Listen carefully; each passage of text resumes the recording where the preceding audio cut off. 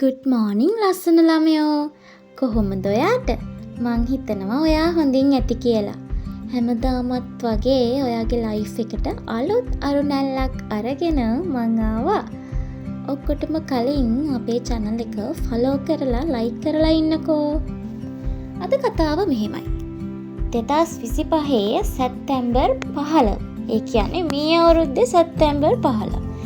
ජපානයේ Tokyo වල පැවැත්වෙනවා world athletic championship එක.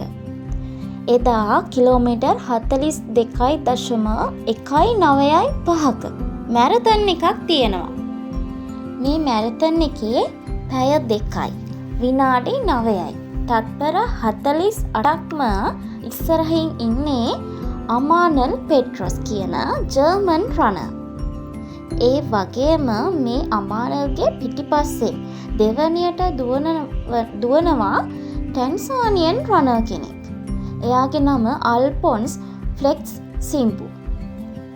ළමයි ඔයාලා දන්නවද මේ කිලෝමීටර් 42.195ක මැරතන් එක ඉවර වෙද්දි ඒ මැරතන් එක දිනුවේ කවුද කියලා?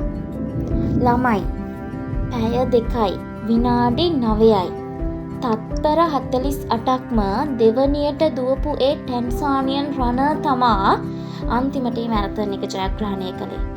ඒ තත්පර 0.03කින්. ඉතින් ඒ ටැන්සානියන් රනර් ඒ කියන්නේ සිම්බුට පුළුවන් වුණා නම් අන්තිම තත්පර 0.03කින් මැරතන් එක ජයග්‍රහණය කරන්න. ඇයි ඔයාට බැරි?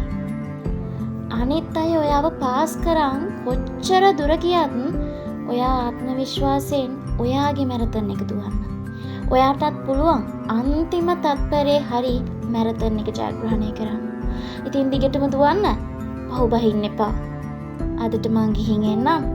අද කතාවෙන් ඔයාට හිතුනේ පහලින් කමෙන්ට් කරගෙන යන්න. සුබ දවසක්. මං දෙලිනි උපේක්ෂා.